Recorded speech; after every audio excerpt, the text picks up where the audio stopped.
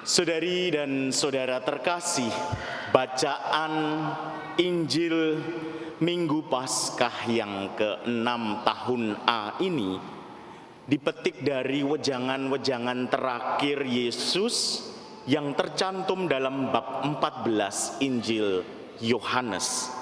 Minggu lalu kita telah mendengarkan bagian pertama dari wejangan terakhir Yesus, di mana disampaikan Yesus membesarkan hati dari para murid di tengah situasi pergulatan dan masa-masa sulit yang akan dialami oleh murid-murid Yesus.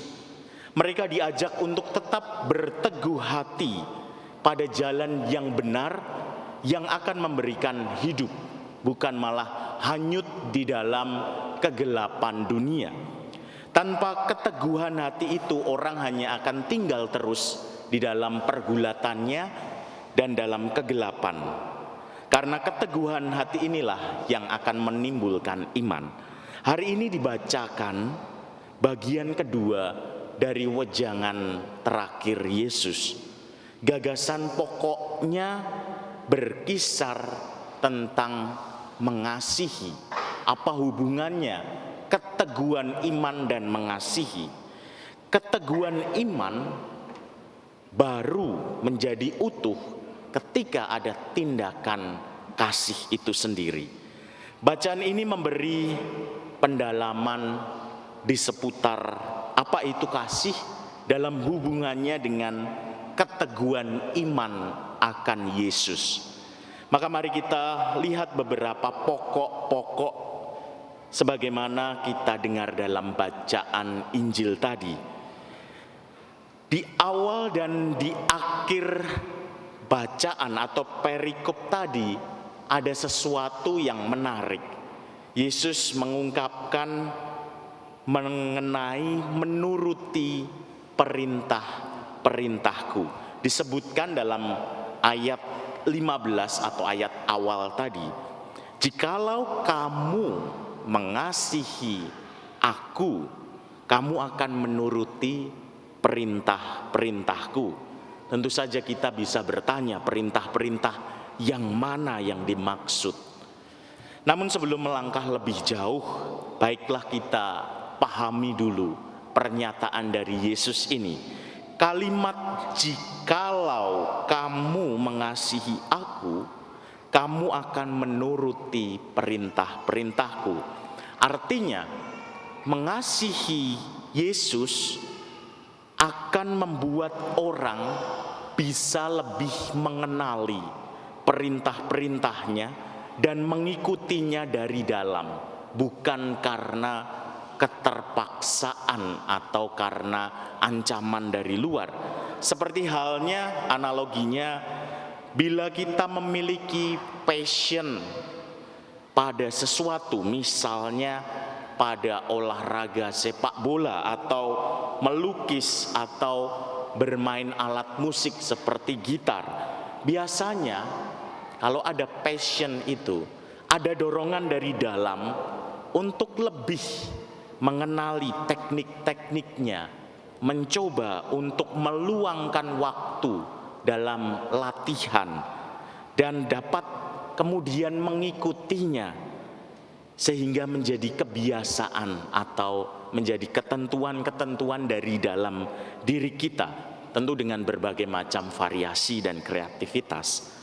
Jadi mengasihi Yesus sebagai guru dapat menjadi dorongan bagi kita agar dapat memperhatikan lebih dalam lagi apa yang menjadi sabdanya, meluangkan waktu untuk membaca, merenungkan sabdanya, memberi tempat hening di tengah situasi yang crowded di dunia ini, dan mau melatihkan sedikit demi sedikit. Begitulah pada ayat akhir, ayat 21 tadi, terungkap bahwa siapa yang memegang dan kemudian mengikuti perintah-perintahnya, dia itu jugalah yang nyata mengasihinya. Artinya di sini kita melihat ada sesuatu timbal balik. Menurut beberapa ahli kitab suci, ada beberapa latar belakang ungkapan. Yang pertama, mengasihi adalah ungkapan dalam kehidupan umat perjanjian lama. Mereka umat-umat itu dipilih, dikasihi, dilindungi, dipedulikan oleh Allah. Tetapi sekaligus mereka diharapkan dapat setia dan memberi tempat padanya. Jadi mengasihi dalam pengertian bahwa kita terlebih dahulu menerima keselamatan, diselamatkan. Ini yang menjadi dasar untuk menuruti perintah-perintahnya. Maka dalam gereja Katolik, arti sakramen baptis adalah keselamatan yang diberikan Allah.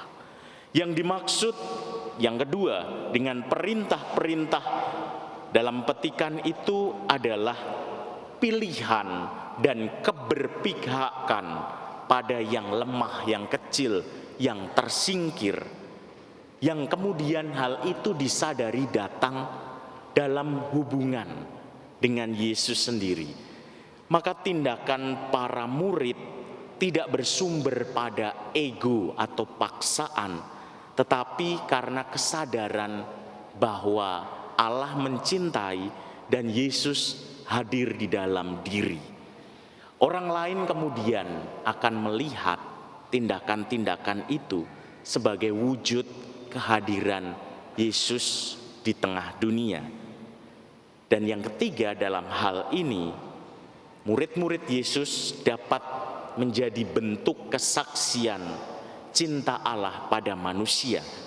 Melalui kata tindakan, para murid menghadirkan kasih Allah yang nyata.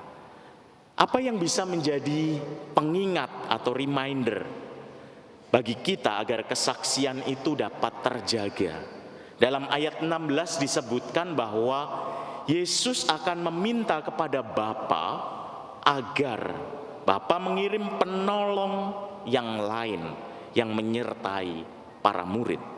Dalam bahasa Yunani, penolong yang lain ini disebut Parakletos, yakni dia yang siap untuk dipanggil, memberi uluran tangan di saat-saat gelap, menuntun di jalan-jalan yang licin, jalan-jalan yang sulit.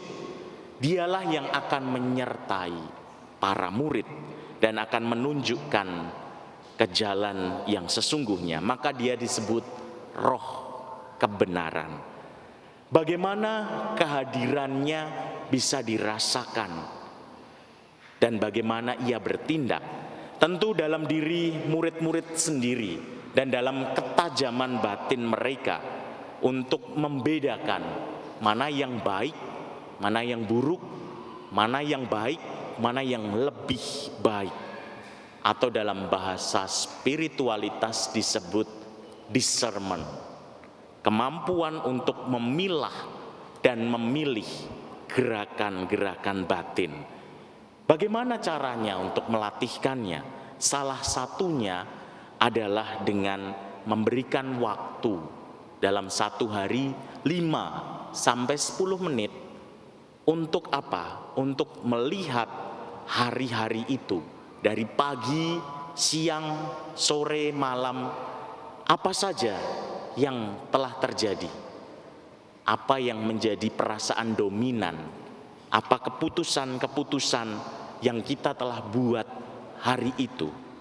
Bila hal ini rutin dilaksanakan 5 menit saja setiap hari, kepekaan pada gerak-gerak batin atau Roh Kudus ini akan hadir dalam keputusan besar. Ini semua arahnya kemana sih?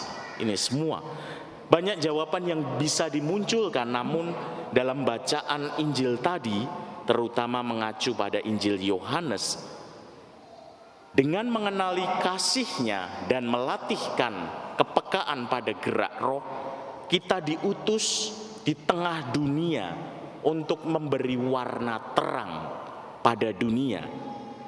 Semua ini disodorkan kepada para murid bukan untuk mengecam dunia dan menghukum dunia, melainkan agar kita bisa memasuki dunia dengan sukacita, dan dengan sukacita itu dunia bisa memberi warna terang.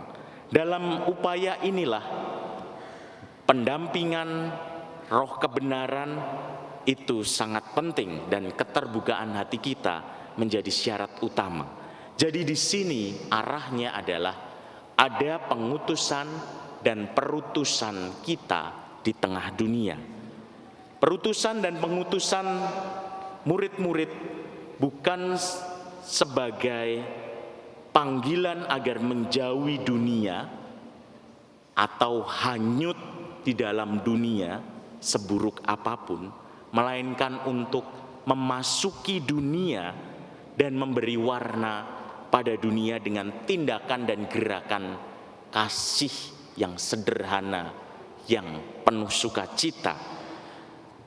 Maka kerjasama dengan orang-orang yang berkehendak baik dalam mewujudkan kesejahteraan bersama, entah dalam ekonomi, dalam psikologi, dengan mental, kesehatan mental, ataupun dalam dunia politik, di tengah keberagaman adalah wujudnya. Maka mari kita mohon rahmat Roh Kudus agar apapun yang menjadi profesi kita, kita bisa menawarkan sukacita dan kerjasama dengan pihak-pihak lain.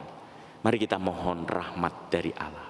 Kemuliaan kepada Bapa dan Putra dan Roh Kudus. Seperti pada permulaan, sekarang, selalu, dan sepanjang segala abad. Amin.